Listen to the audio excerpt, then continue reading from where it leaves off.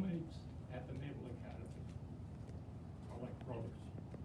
In fact, Larry and I are probably closer brothers.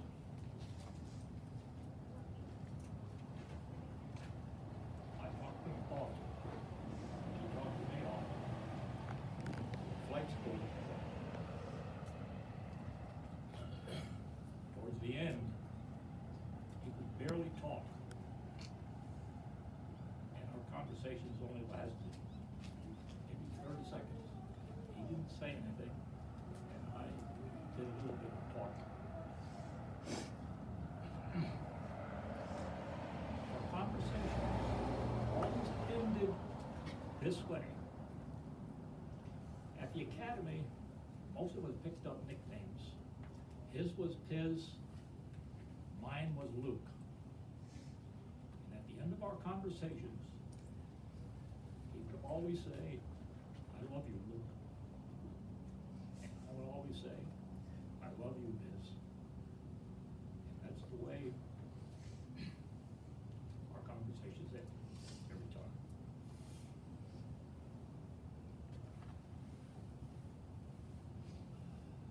Pastor, there's a parable that I think describes Piz very well in the Bible.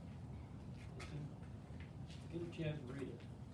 It's in St. Timothy. St. Timothy wrote this. It reads like this. He fought the good fight. He kept the faith. He finished the race. Piz did that.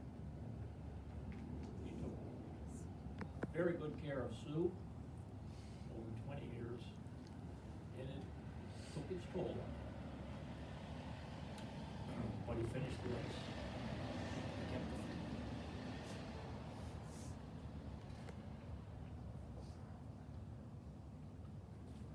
We've gotten, or at least I have, gotten to the age where we can reflect on our lives.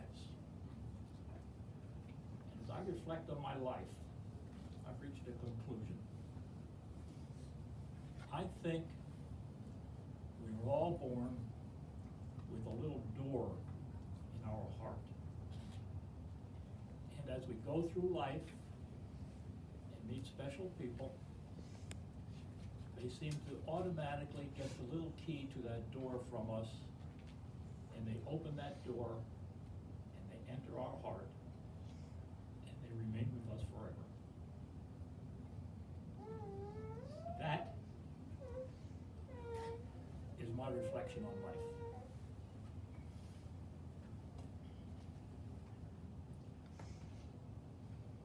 We were roommates, brothers, and friends. And as I look at his beautiful family, I would like to say, when we were all gone back to our homes, and you go to bed tonight, you place your head on your pillow, if you will close your eyes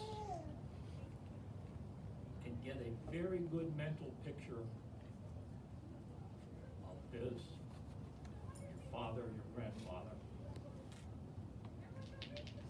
and be very quiet, look at that picture, I am sure you will hear the angels singing, because he is making them as happy as he has made us. I loved him, and I'll miss him forever. Thank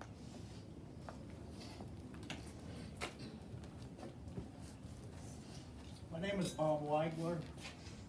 I'm Larry's cousin. My father was Larry's nephew.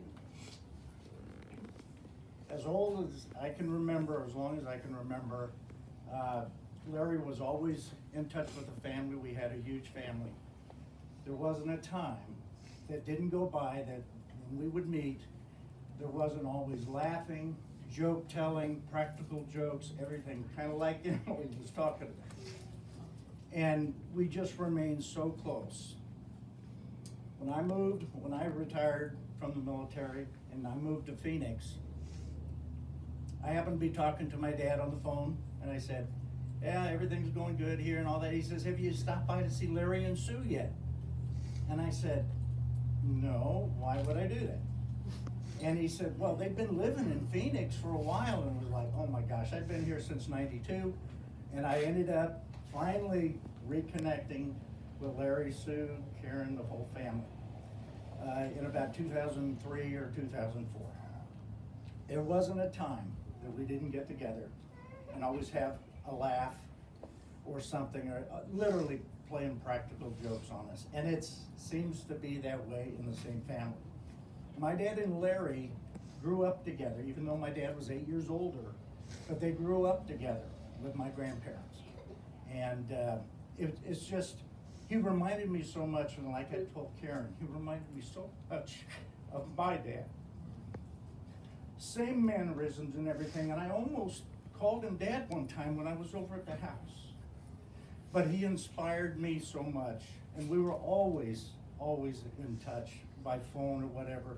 And sir, like you said, every conversation ended, I love you, cousin. I love you, Bob. I love you, Larry. And it was exactly like that. He had so much love. Anyway, I'm gonna miss you. Rest in peace, Larry.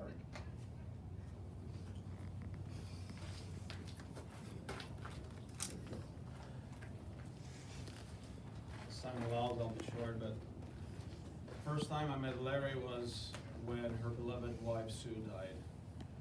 I rushed to the house as a hospice chaplain at the time, and I saw a man that was heartbroken because he lost the love of his life. He lost the most precious thing that he had. Following months, I went and I visited with him as a chaplain. And when I got the news that he passed away, immediately my thought went to that passage in the Bible where David decries the death of Saul and Jonathan in one of the battles, where he says, the mighty men of Israel have died. I always thought of him as a gentle giant. He was tall. In comparison with him, I was small. Every time he would hug me, even though I was a stranger in the house, I would feel small and yet loved. Because like every one of you shared, he was a gentleman.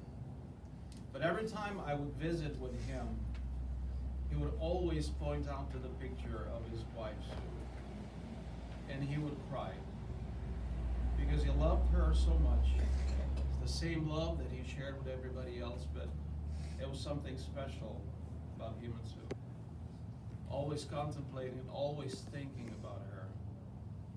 And sometimes God just grants the wishes that we put forth. Because his wish was always to be with her. As I was just heard, I was told, even in his final moments, he looked at that same picture and he wondered why he's still there and he's not with her. God just decided to grant his wish. Obviously leaving you behind with all those memories that you have made, but also with that legacy that he left behind of a man of integrity, of a man that loved, of a man that loved life, but also of a man that had his faith close to his heart. And I just want to close today, this time that we have here, right before we move on with what's next, with the words of Jesus spoken to Mary and to Martha upon the death of Lazarus. And Jesus says this to Martha, I am the resurrection and the life. He that believeth on me, though he die, yet shall he live. And whosoever liveth and believeth on me shall never die.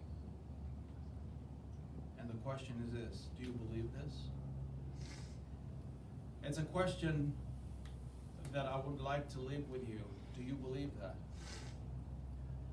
Do you believe that those that put their trust and faith in the Son of God can rest also assured on the promises that he makes, that he is the life and the resurrection, and that whoever believes in him, even though they may die, they will live again. That is the question that remains for all of us. In a year that's been so tough, it's been hard on us, where we lost so many loved ones, bad news one after another. But in all this, there is hope, and there is this truth: he who believes in him will live again. I'll leave you with this, and as you go home, as you go about living your life, consider this question that Jesus had: do you believe in this? Let us bow our heads and close this time here with a prayer. Father in heaven, we thank you that there's always hope. There's as much of a hope as we believe and we trust in everything that you have done. We thank you, Lord, for a life well spent. We thank you, Lord, for a legacy that's left behind, for a family that is called upon to live up to that legacy and carry on the